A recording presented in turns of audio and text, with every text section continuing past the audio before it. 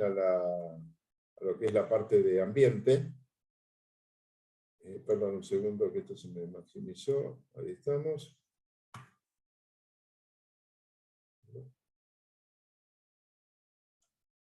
Ahí está.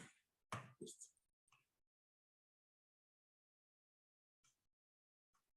Bien, entonces otro de los conceptos que vamos a introducir en esta tarde es lo que llama el albedo. El albedo, ustedes tienen que considerar que desde el espacio llega radiación hacia el planeta, llega e incide sobre alguna superficie. La superficie donde se va a recibir la radiación puede ser oscura, puede ser clara o intermedia.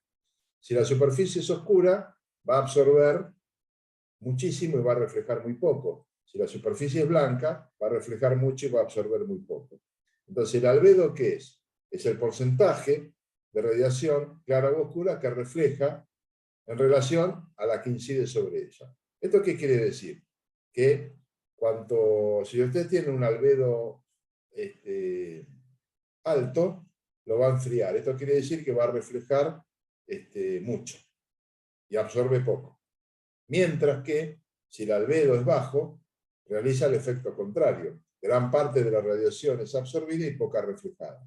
Entonces, si el planeta Tierra estuviera cubierto todo de nieve, es mucha la reflexión, el albedo es muy alto, porque lo que refleja es mucho respecto a lo que se absorbe, y atentaría contra seguir disminuyendo la temperatura. En cambio, en un fenómeno como el que estamos atravesando ahora, que es el calentamiento global,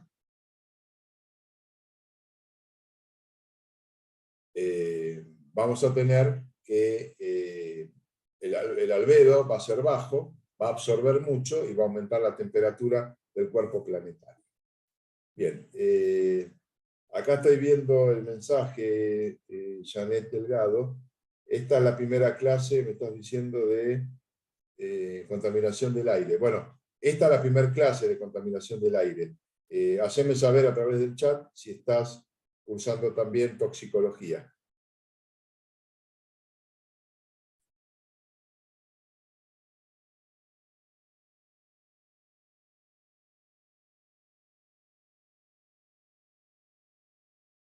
Así está, bien, perfecto.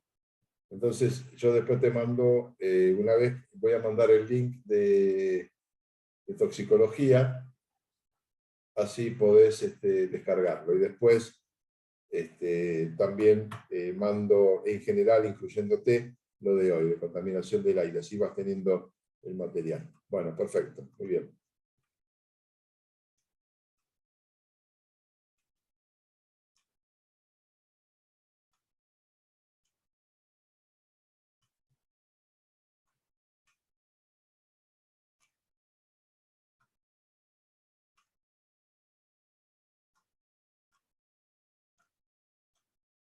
Bien, vamos a seguir entonces. Entonces, el albedo, tenemos albedo alto o bajo. Cuando refleja mucho, el albedo es alto, y cuando refleja poco, el albedo es bajo.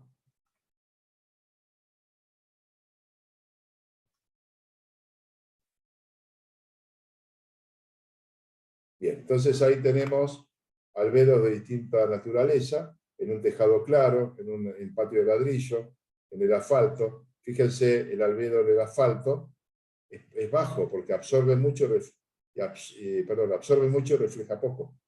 Entonces va a absorber gran cantidad de energía y el asfalto se va a calentar enseguida. Entonces el albedo tiene relación entre la radiación que incide, lo absorbido y lo reflejado.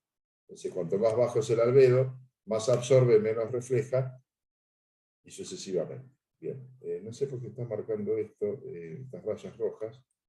En realidad no las tendría que marcar. Bien, vamos a seguir en la próxima. Vamos a analizar un poco ahora las condiciones de estabilidad e inestabilidad de una chimenea en los distintos tipos de formas de chimenea que se pueden dar.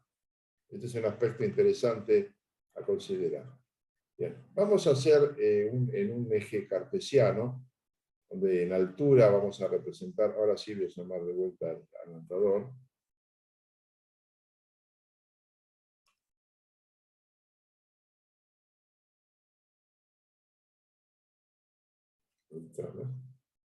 Altura versus temperatura.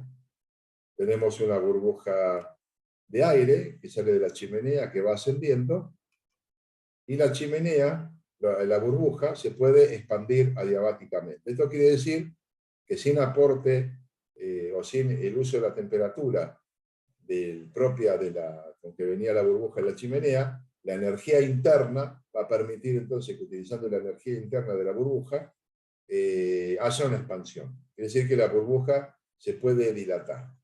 Entonces, esto nos sirve para analizar un poco qué sucede con la burbuja cuando sale de una chimenea y qué va a ocurrir con la forma de la chimenea en función de la temperatura del aire circundante. Bien, ahora voy a explicar qué es cada cosa. Vamos a llamar a todos los elementos que hacen formar esta diapositiva.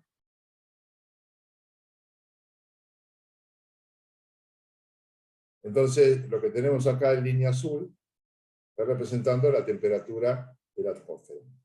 Lo que está en línea punteada es la temperatura de la burbuja. Es cada elemento que va saliendo de la chimenea y analizamos qué pasa con la temperatura circundante de esa burbuja, de esa parte del humo que sale de la chimenea frente a las condiciones de la atmósfera que lo circunda. Vamos a suponer que partimos del punto A. Y ahora lo que hacemos, forzamos a la burbuja a subir y analizamos qué sucede con la temperatura alrededor. ¿Qué pasa con la burbuja? ¿Qué temperatura tiene? Tiene una temperatura mayor que la temperatura del aire circundante. Por lo tanto, esto lo que va a hacer es que tenga una menor densidad, la burbuja está más caliente que el aire circundante y va a subir. Ahora obligo a la burbuja a bajar hasta este punto D y la analizo qué pasa este punto frente a el aire circundante. ¿Cómo está acá la burbuja respecto a la temperatura? Está más fría que el aire circundante, por lo tanto, desciende. Esta condición así establecida se llama condición de inestabilidad. Si yo tuviera una chimenea y está saliendo el penacho, esto indicaría que es una condición de inestabilidad. Podría darse cualquiera de estas circunstancias. Se puede mover hacia arriba el humo y dispersarse también hacia abajo. Por eso hablamos de condición de inestabilidad.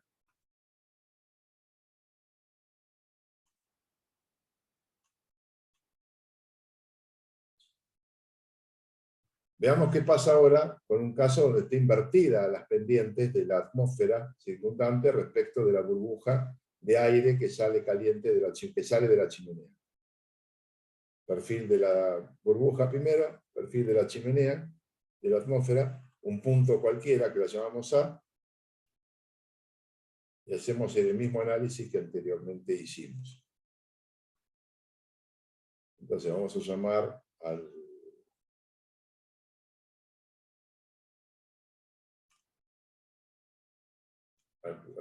puntero que dibuja, hacemos subir la burbuja hasta este punto y analizamos qué pasa con la temperatura de la atmósfera. Lo que salió de la chimenea, lo hacemos subir hasta el punto B y lo analizamos con la temperatura del aire circundante. Acá, ¿cómo va a estar el punto B, la temperatura? Más fría que el aire circundante, por lo tanto va a bajar. ¿Qué pasa ahora si lo muevo al punto D? Y lo comparo con la temperatura de la atmósfera. Este va a estar más caliente, por lo tanto tiende a subir. Entonces, no se mueve ni hacia arriba ni hacia abajo. Es como si hubiera una tapa inferior y superior que impide que el humo de la chimenea se disperse hacia arriba y hacia abajo. Esto se llama condición de estabilidad. Entonces, en el punto D está más caliente, asciende, en el punto B está más frío, por lo tanto desciende. Condición de estabilidad. Entonces, esta condición, ¿qué hace? Que va a reducir la dispersión vertical y aumenta la concentración local. Ahora con la siguiente diapositiva le va a quedar más claro. Bueno, analicemos el punto 1. Acá nos está diciendo una chimenea en forma de cinta. Analizamos qué pasa con el perfil. Este perfil nos hace acordar un poco a la segunda condición, que es la condición de estabilidad. Entonces, como si arriba tuviéramos una tapa, arriba y abajo una tapa, y esto va a hacer que en horas tempranas del día sea posible que ustedes muchas veces hayan observado una forma de cinta de la chimenea y no hay dispersión, ni hacia arriba ni hacia abajo. Entonces acá la burbuja, la miro, que sale de la chimenea, la analizo en el mismo punto con la temperatura de la atmósfera, acá está puesto altura en función de la temperatura. Acá la atmósfera, ¿cómo está? Más caliente que el aire circundante de la burbuja, esta desciende, y en este punto está más caliente, asciende. Entonces acá tenemos que no se dispersan hacia abajo, ni se dispersa hacia arriba. Condición de estabilidad nos da la cinta, la chimenea, con la emisión en forma de cinta. Ahora podemos tener la emisión, la fumigación. Entonces, si acá tuviéramos casas, evidentemente la fumigación no es deseable porque le va a tener dentro del ambiente lleno de materiales provenientes de la chimenea. Vamos a borrar un poco acá. Ahí está. Entonces, la parte esta de la curva nos hace acordar a la parte superior acá de la curva, que era la condición de estabilidad. Quiere decir que acá la burbuja está más fría, va a tender a descender. Por lo tanto, es como si hubiera un tapón superior. No va a haber una dispersión que permita el ascenso, porque el aire que sale de la chimenea está más frío que el aire circundante, por lo tanto tiende a bajar. Pero, fíjense que la parte inferior tiene el mismo perfil diferente, tiene una misma pendiente, y esto va a hacer entonces que, por ejemplo, si acá el aire está caliente y calentó la tierra y producen borbotones de aire, va a dispersar y hace entonces que se genere la zona de fumigación. Analizamos la inversión, la fumigación invertida, la parte de la curva inferior es igual a esta. Creo que vamos a borrar para que sea más claro. Esta, la parte inferior va a ser igual a esta, por lo tanto va a haber un tapón inferior, como demuestra acá el dibujo, y acá puede haber una alta velocidad del viento que disperse hacia arriba el material, porque incluso la temperatura va a hacer que sea diferente entre el aire circundante y lo que sale de la chimenea. Entonces podemos ver acá la fumigación invertida. Entonces lo ideal siempre sería que ocurra en forma de cinta o que ocurra una fumigación invertida. Si hubiera una fumigación común y silvestre,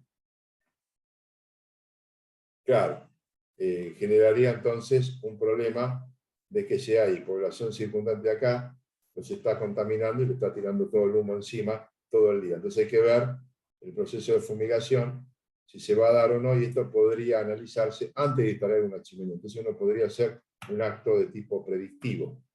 Existe una publicación que salió hace unos años en la revista Investigación y Ciencia, donde relaciona entonces el perfil de la chimenea con distintas condiciones y distintas formas que pueda tener una chimenea. A veces también se observan chimeneas de este tipo.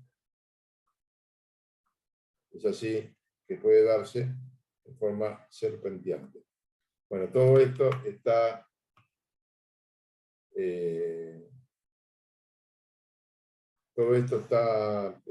puesto de tal forma en esta publicación, como les decía recién, que se puede leer. Al que le interesa, bueno, me puede pedir el artículo, creo que lo tengo, así que lo buscaría y se los puedo pasar. Bien, avancemos un poco más. Bueno, y otro tema muy importante dentro de la contaminación del aire es la inversión de la temperatura. Entonces, dos formas distintas de ver el mismo hecho. Uno puede tener en un ambiente, por ejemplo, en horas de la mañana, en el mediodía, a la tarde, el calor hace entonces que el sol incida sobre edificios, calles, etcétera, generando aire caliente. Ese aire caliente asciende y el aire frío desciende. Si el aire caliente estaba contaminado, sería una forma de que al removerse, los contaminantes se vayan hacia la parte superior. Entonces esta sería una condición favorable para que no hubiera concentración de contaminantes en el área donde se desarrollan los procesos de la vida en una ciudad determinada. En cambio, en otros casos, puede haber en horas de la tarde, por ejemplo, y en días nublados, muchos días donde el aire de la capa donde está desarrollándose el transporte público, las actividades industriales, etc., sea un aire frío. Y arriba conserve un aire caliente. Entonces, el aire frío siempre va a tratar de estar abajo y el aire caliente subir, pero esta zona no es removida. Por lo tanto, acá aumenta la concentración de los contaminantes. Esto se llama situación de inversión térmica. Entonces, también sería ideal que antes de construir una ciudad o un parque industrial, se observe si la zona es recurrente en fenómenos de inversión térmica. Porque lo que puede ocurrir entonces es que estaría generando episodios de alta cantidad de días de inversión térmica, y hay que investigar si la inversión térmica es recurrente o no en un determinado lugar. Entonces, fíjense la cantidad de información que uno puede recolectar a priori para analizar estas cuestiones, para incluso decir, bueno, si uno le pide un asesoramiento o algo, no, está bien, no pongamos esto en este lugar porque, bueno, hay grandes cantidades de fenómenos de inversión térmica que no son saludables con el desarrollo de la vida.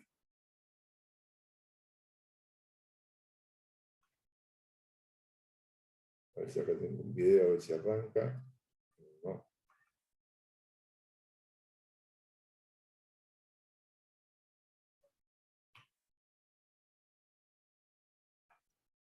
Bien, ¿alguna pregunta de esto?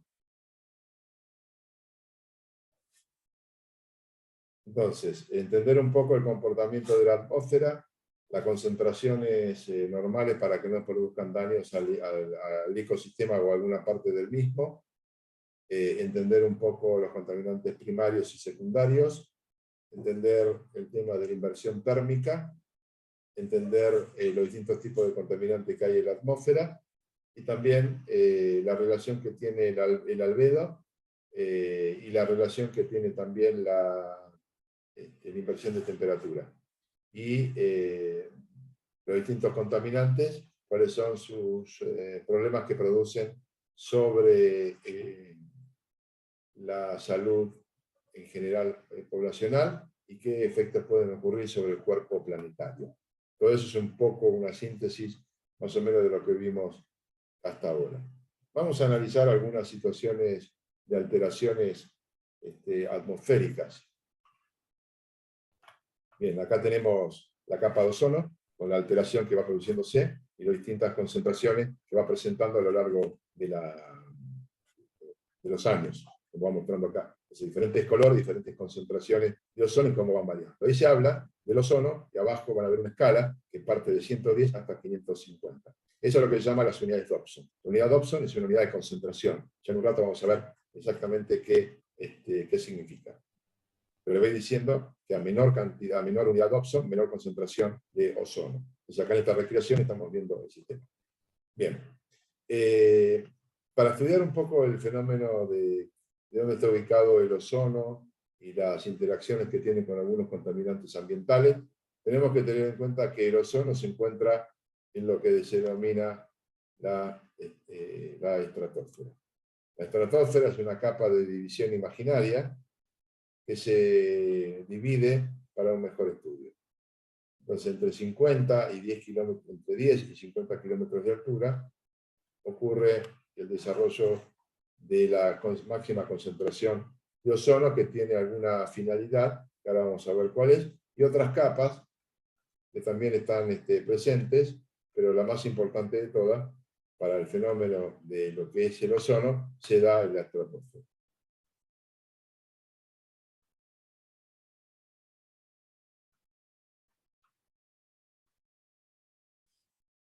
Entonces, la ubicación del ozono en la estratosfera, ya dijimos la distancia aproximada con el espacio que ocupa la estratosfera. El gas ozono se concentra fundamentalmente en esa capa, y la función fundamental del ozono es que se refleja como un filtro solar y evita entonces el paso de radiaciones de una fracción de la ultravioleta de 320 nanómetros, que puede producir distintos inconvenientes en la salud, dependiendo, por supuesto, de la intensidad y del tiempo de exposición. Entonces, ¿de dónde se forma el ozono y cómo llega a la estratosfera? El ozono se produce por fotólisis del oxígeno. La fotólisis es una reacción química que ocurre con el oxígeno del aire, lo disocia, la molécula que tiene 2 átomos de oxígeno, que es lo que conocemos como molécula de oxígeno, y se generan 2 átomos de oxígeno. Uno de esos átomos de oxígeno se acopla a una molécula de oxígeno generando una variedad con 3 átomos de oxígeno que recibe el nombre de ozono. Entonces acá tenemos un esquema de cómo ocurre la reacción. Vamos a marcarla. Entonces, la radiación del Sol incide sobre el ozono, el oxígeno, lo disocia en 2 átomos de oxígeno. Y este se acopla a uno a otro de oxígeno generando el ozono. El átomo a la molécula y genera una nueva molécula que ahora es de ozono. Acá está la síntesis de la reacción química.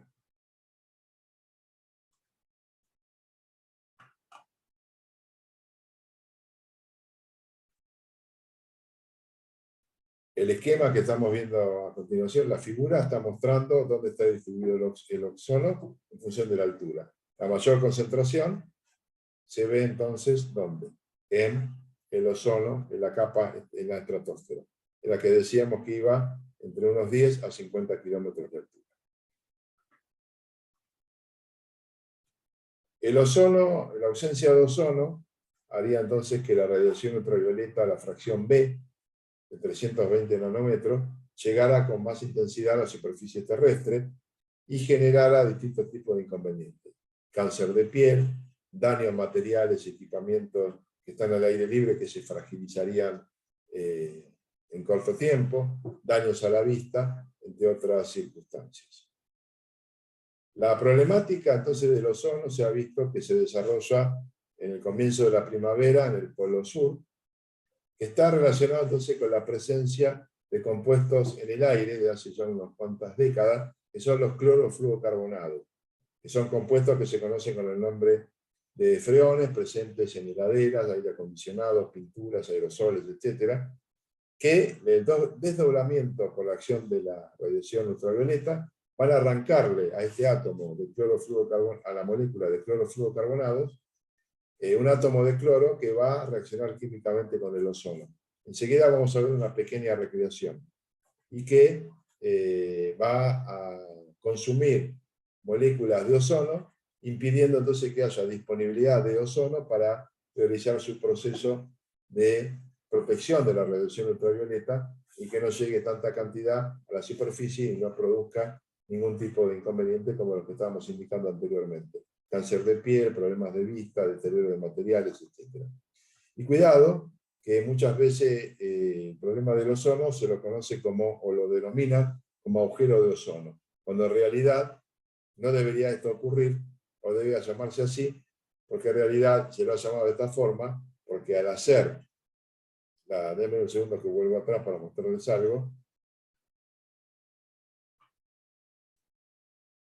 en esta recreación con falsos colores que ponen los satélites, en algún momento se le puso a la zona de menor concentración el color negro. Entonces, son colores que se van poniendo donde cada color indica una concentración. Existe literalmente un agujero donde no exista absolutamente nada de ozono. Eso no es cierto. Vuelvo al punto de partida, al punto anterior donde había dejado para mostrarles esto. Bien, ¿alguna pregunta?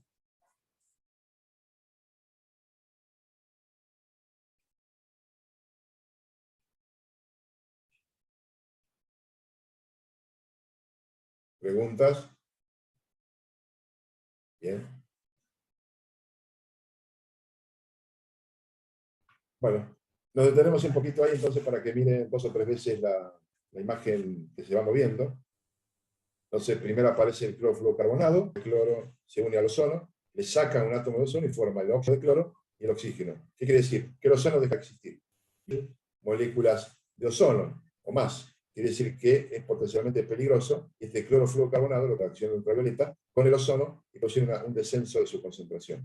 Hoy día, muchas de estas moléculas se están reemplazando por hidrógeno. Cuestión de producir hidrofluorocarbonados, compuestos hidrofluorocloro, porque el cloro es el responsable de esta interacción con el ozono. La medición del ozono se hace en unidades Dobson. El Dobson es una unidad que equivale a una columna de 1 centímetro de espesor en condiciones normales de presión y temperatura, y esto me estoy refiriendo a una atmósfera de presión y 0 grados centígrados o 273 grados Kelvin. Entonces, cuando yo digo 1000 unidades Dobson, significa entonces es como ascender a la estratosfera y en un determinado momento parar y mirar en el ojo y medir un espesor de 1 centímetro.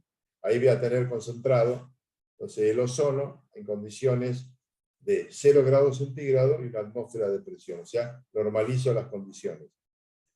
Entonces, si yo en otro punto tengo 300 unidades Dobson, equivale a un espesor de ozono en condiciones normales de temperatura y presión de 3 milímetros. Si yo digo 500 unidades Dobson, es un espesor en condiciones normalizadas de 5 milímetros. ¿Se entiende entonces? Bien. Entonces, cuando ustedes miraron esa recreación y estaban en unidades Dobson, vamos de vuelta a la unidad de esta recreación, maximizamos para que se vea, están viendo distintos colores. Por ejemplo, acá abajo, un color violeta, que corresponde a 110 unidades Dobson. Pero si tomo el color verde, equivale a unos 400, o sea, unidades Dobson, unos 4 milímetros. De la zona donde está naranja en algún momento, equivale a un espesor, a una concentración mayor, a un espesor en condiciones normalizadas, estaría siendo su equivalente a 5 milímetros.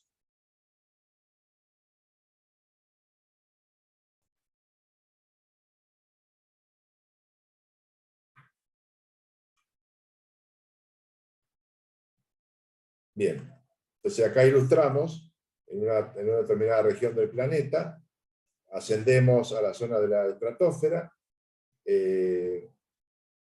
aplicamos en el modelo como si la temperatura hubiera descendido a 0 grados y aplicamos una presión de una atmósfera. Ese espesor así generado con el ozono que contiene ahí adentro, eso se expresa en unidad de Dobson. Entonces, 300 unidades de Dobson corresponde a un espesor en esas condiciones normalizadas de 3 milímetros. El satélite lo que hace es, cuando mide, crear esos falsos colores y decir, bueno, tal color para tal espesor de capa de ozono normalizada, tal color para otro, y así sucesivamente son falsos colores que se agregan para la interpretación de lo que está ocurriendo con la capa de ozono en esas unidades.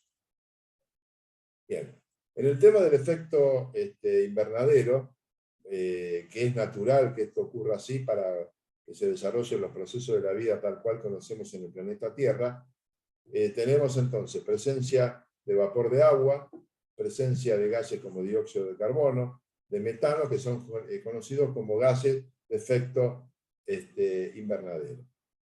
Si esos gases no existieran, evidentemente no podría existir la vida sobre el cuerpo planetario. El aumento de las concentraciones desmedidas de estos gases hace entonces que llame la atención y la reflexión lo que todo el mundo está mencionando hoy día, que es el calentamiento global. Responsable entonces el dióxido de carbono, su presencia en la atmósfera y crecimiento año tras año, el metano, que tiene también un efecto igual de atrapamiento de gases, de atrapamiento de la radiación infrarroja, y el aumento de la temperatura hace que se evapore más agua, y el vapor de agua también es atrapante del calor de la radiación infrarroja. Entonces, todos estos son responsables del calentamiento global. Sí, vamos a la siguiente, y vamos a la siguiente, acá tenemos. Entonces, vamos a parar un segundo en esto. Entonces, el dióxido de carbono emitido en la atmósfera, que fue en el año 2017 a nivel planetario, del total un 81%. El 11% emitido de metano, el 5% de óxido nitroso, y un 2% de hidrofluorocarbono. Ya ni siquiera son clorofluorocarbonados, ya se piensa en una molécula con menor cantidad de cloro para evitar entonces el deterioro de la capa de ozono.